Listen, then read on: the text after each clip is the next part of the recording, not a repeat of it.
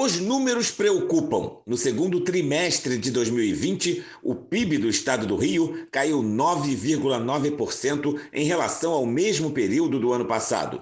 O desemprego também deu um salto grande. De acordo com o levantamento do IBGE, em 4 meses de pandemia, o desemprego cresceu 36% no estado. Este número é maior do que a média nacional, que foi de 27,6%. Ainda segundo a pesquisa, ao final do mês de agosto, o Rio tinha 1.100.000 pessoas sem emprego, 305 mil a mais do que o que tinha sido registrado em maio, quando o número de desempregados era de 840 mil pessoas. É importante a gente considerar que a economia do estado ela já vinha bastante fragilizada.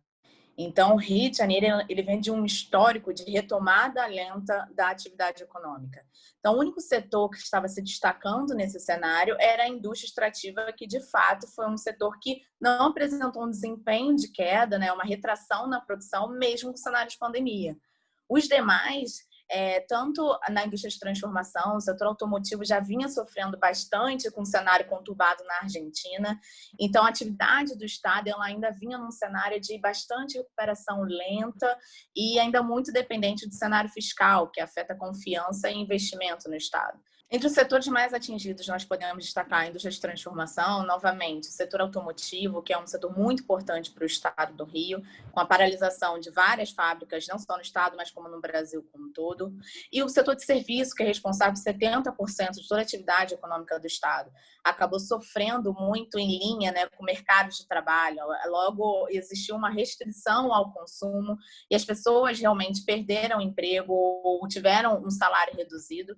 E isso acabou afetando muito o desempenho do setor de serviço também. Então, tanto a indústria de transformação quanto o setor de serviço apresentaram um desempenho bastante preocupante nesse primeiro semestre do ano. Para esse segundo semestre, as previsões ainda não são boas. Recuperação lenta e queda de 4,6% do PIB estadual no final do ano. De fato, é o pior cenário já registrado na série histórica e acaba trazendo um alerta importante para a economia fluminense, porque a gente está diante de um cenário preocupante, não só em relação à pandemia, como também em relação às contas públicas, né, com grande desequilíbrio orçamentário e ainda dependente de uma renovação do regime de recuperação fiscal. O único setor que vem obtendo bons resultados é o da indústria extrativa. Atualmente, o setor que aponta para um desempenho melhor, apesar da pandemia, é o setor de indústria, né? Indústria extrativa. Então, a indústria extrativa é o setor que vem puxando e evitando uma retração ainda maior da atividade econômica do Estado. Por outro lado, os desempenhos positivos, né, mostrando uma leve recuperação do setor automotivo, também incentivam uma retomada do PIB de forma geral, apesar de forma ainda lenta. Então, a gente só vai perceber uma retomada mais acelerada a partir do ano que vem. E nossa expectativa é de crescimento de 3,1% próximo ano, 3,3% para o próximo ano. E com isso, a gente tem uma recuperação um pouco mais disseminada, contudo, ainda não recupera o nível de produção pré-pandemia. Em novembro, a gente tem Black Friday, em dezembro, a gente tem o Natal. Isso sinaliza uma melhora, principalmente em termos de comércio e indústria?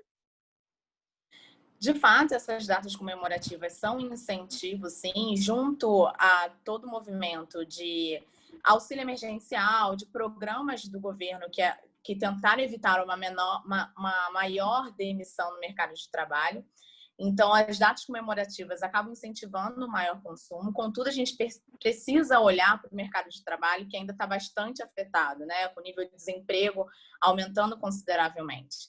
Então, apesar das datas, o consumo ele ainda é muito restrito, né, frente ao que aconteceu nos anos anteriores, porque as pessoas estão receosas não só pelo desempenho da economia, né, se vão conseguir de fato recuperar a sua renda, e além do mais, até o convívio social também foi bastante prejudicado, e sem uma sinalização mais concreta em relação à vacina, esse consumo e esse convívio social ainda vai ser com bastante receio, né, nos próximos meses. Então, mesmo com datas comemorativas, a recuperação, principalmente em relação ao consumo de famílias, ela ocorre de forma bastante lenta. Então, não dá para a gente se apoiar nessas datas apostando numa recuperação mais rápida da economia fluminense. Polêmico e fundamental para a sobrevivência de milhões de pessoas, o auxílio emergencial deve acabar no fim do ano. Mas, para os especialistas, sem ele, a situação pode ficar muito pior. As medidas do governo, como o auxílio emergencial, foram muito importantes nesse período e não discutir uma alternativa para o próximo ano é trazer um cenário ainda mais nebuloso para os próximos anos, não só 2021. Então, com uma incerteza grande em relação à pandemia, em relação a uma possível segunda onda, em relação à existência de uma vacina ou não, não olhar para um futuro com algum auxílio, um apoio do governo federal para dar sustento, dar apoio financeiro para as classes mais prejudicadas nesse período, é olhar para um cenário ainda mais nebuloso em termos de recuperação.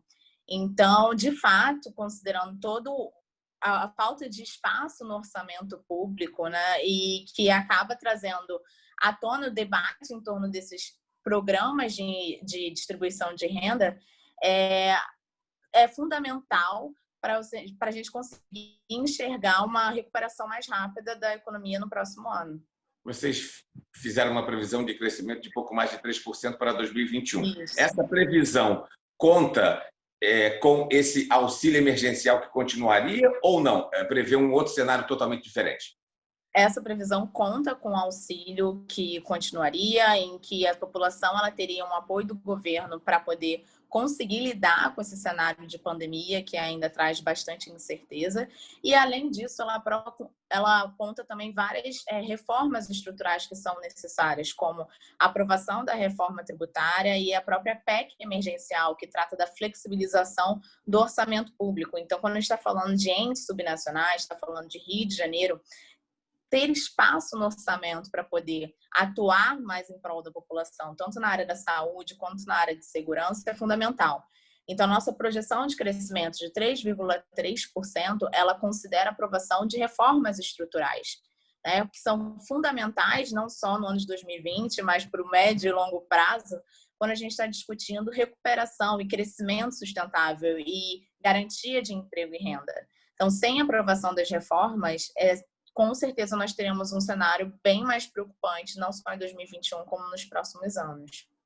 Então, vamos supor que as reformas não sejam aprovadas e que não tenha também auxílio, ajuda do governo federal. Qual é a projeção, então, para 2021?